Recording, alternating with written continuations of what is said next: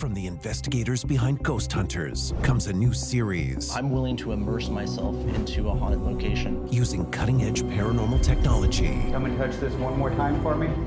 This is like freezing. This thing is so cold. To uncover some of Kentucky's greatest mysteries. We're really spanning the spectrum of American history. We got a spirit come through. I'm positive it was Jesse James. Haunted Discoveries on TNE. My name is Brandon Alvis. I'm the founder of the American Paranormal Research Association.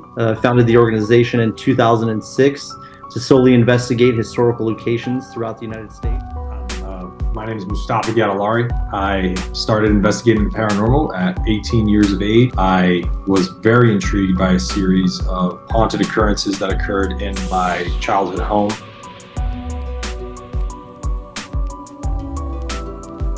Yeah, my name is Brandon Alvis. I'm the founder of the American Paranormal Research Association. Founded the organization in 2006 to solely investigate historical locations throughout the United States. And my interest in the paranormal began at a very young age. In 1995, I lost my oldest brother to cancer. In 2004, I lost another brother to suicide. So that kind of sent me on my journey into the unexplained, if you will, and trying to find credible proof that there is consciousness that survives death. My name is Mustafa Gattalari. I started investigating the paranormal at 18 years of age after I was very intrigued by a series of haunted occurrences that occurred in my childhood home.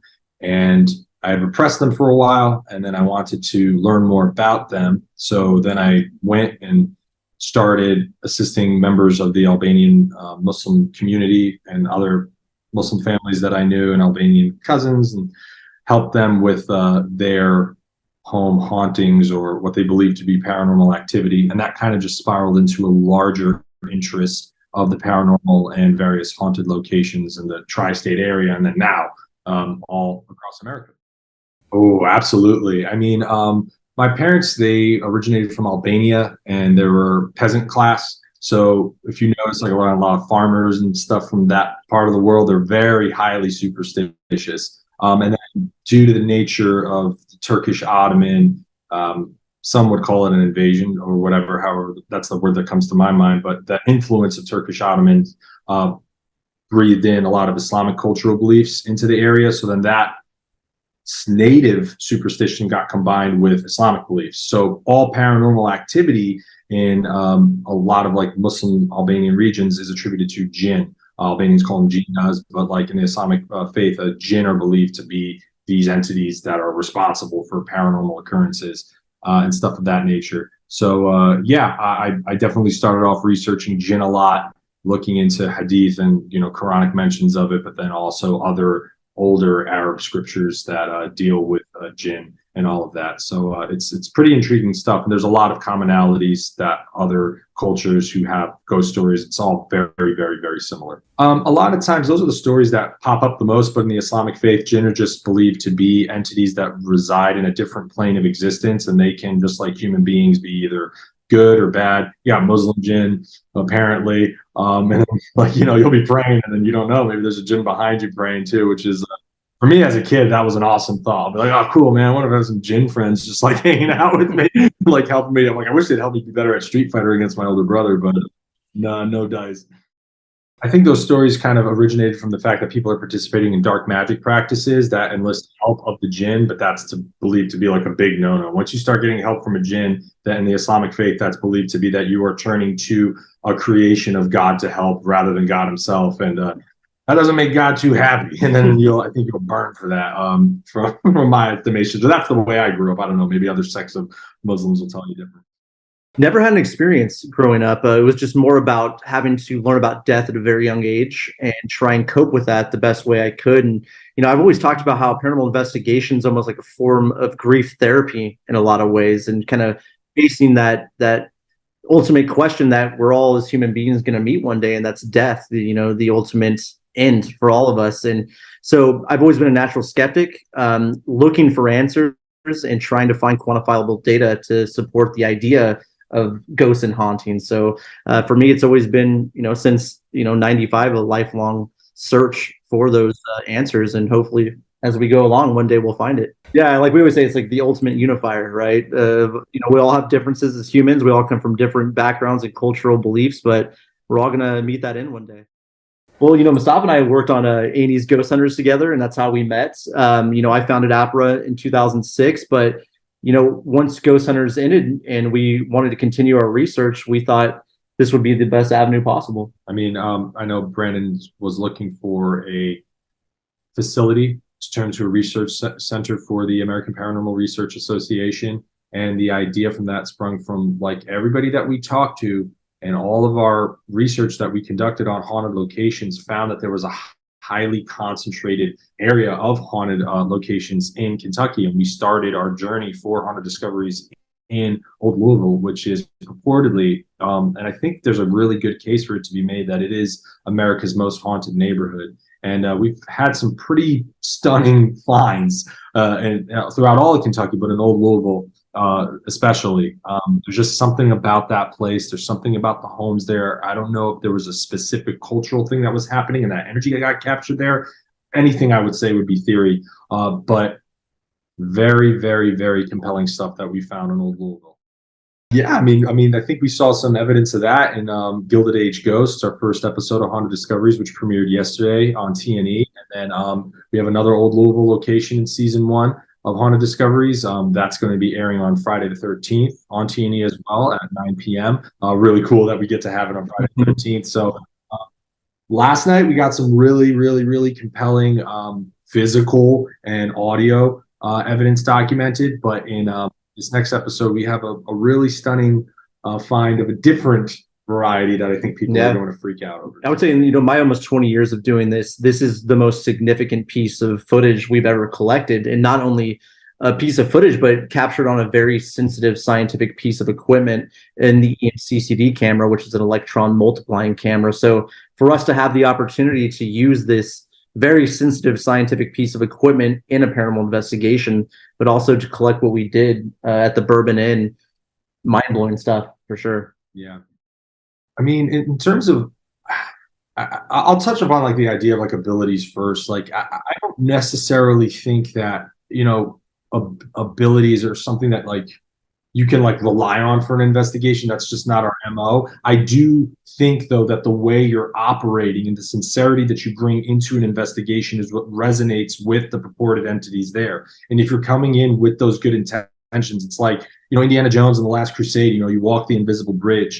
If you're willing to take that step into the unknown of like your research and being like, I don't know if this experiment's going to work, but I sincerely want to find the answer to this, or just really air out the truth. And because we've been working sincerely a lot, I've been able to document more stuff with Brandon as a result of our pursuits. We never go into an investigation, and I'll repeat that again. We never go into an investigation thinking we want to document this. We want to do this experiment, we want to test this theory, and we want to tell this part of the history of this location and try our best. So that's what we go in with every investigation. As a result, we've yielded some pretty cool stuff, but we do rely on equipment. Yeah, and we also bring in people from other belief systems into our investigations as well. Like you'll see that in episode 2, that's airing Friday the 13th, that we bring in a spiritismo, excuse me. She's someone that, practices a very specific form of spiritual belief, and we bring her into our investigation and monitor the environmental conditions around her style of looking into the paranormal. And we actually, again, have a really stunning find associated with it. Ooh, man. I mean, like Brandon mentioned, we have the EMCCD camera, the electron multiplying camera, that's used in very specific instances, and we've captured some great stuff. But Brandon, this is something that I admire. APRA has been doing this from a long time ago. It's sometimes investigators, they'll use like really kind of really low grade audio recorders and devices that, purportedly capture, ghosts. I think it's just because they're crummy audio recorders. That's why you get things that sound like EVPs. But Brandon and APRA have been implementing really high fidelity audio equipment. And he's a musician, and he understands the importance of good high fidelity audio. And we implement a lot of really great pieces of a lot of great microphones and audio recorders in our investigations. So yeah. With anything we use, we want to have quantifiable data associated with it. So if it can't give us factual information and data that can be tested by a third party, it's something we typically don't use. So like Mustafa talked about with the high fidelity audio devices, that gives us a higher bit rate recording, which can then give us more information within a spectrum analysis and really show us if we're dealing with stray radio frequencies or cell phone frequencies and really hone it down. But again, it comes down to the fact that if we can't collect data from a device, we typically do not use it within our investigations. Absolutely. That's the most important part of the investigation, really, is the analysis. And once we find something that we can explain, that's when we send that out to third parties that can really give us an understanding, experts within these devices that really know how they work, what kind of false positives they can give, and what is truly something they can't explain. So anytime we collect something we don't know about, can't further our knowledge base about, that's when we go to someone else. Yeah, I mean, there's really nothing more. If you're doing paranormal investigations to get the thrill of collecting like compelling evidence, there's nothing more scary or thrilling than vetting all of your data, all of the stuff that you have, and then you send it to somebody else who has nothing to do with paranormal research, and they go, I don't know what the hell that is. That's pretty scary. Like, that's pretty cool. Like, if you're able to do that. And we've been fortunate enough to have several instances where that was the case with us. And we just have a really high standard for ourselves, not to sound all arrogant. We do. And if we can meet or exceed that, cool. Ooh, I would say some of the best evidence from season 1 has to be this next episode that's about to air on Friday the 13th. It's an interesting thing to go into a place that has a myth or an urban legend associated with it that's been told for a century, and you really can't find any historical documentation to necessarily support what's been talked about in oral legends. And then we go in there and we kind of replicate some of those things, and we have stunning finds associated with it. Yeah, it's not just the evidence that we documented there, it's the process of how we did it, and then also the implications as to what that evidence means, because then it completely changes the nature of what we think a haunting is, or what could create a haunting. That's what's really, really cool to me. And that's a theory we've been implementing in every single one of our cases. We've always kept that under consideration on every single one of our investigations moving forward. So it's very, very cool. It was like, again, this is a word that gets tossed around a lot, but it genuinely was a life-changing experience. There's no way I can convey that like effectively right now, but it was life-changing without hyperbole.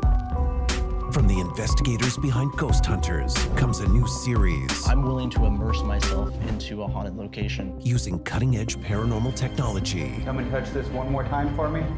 This is like freezing. This thing is so cold. to uncover some of Kentucky's greatest mysteries. We're really spanning the spectrum of American history. We got a spirit come through. I'm positive it was Jesse James.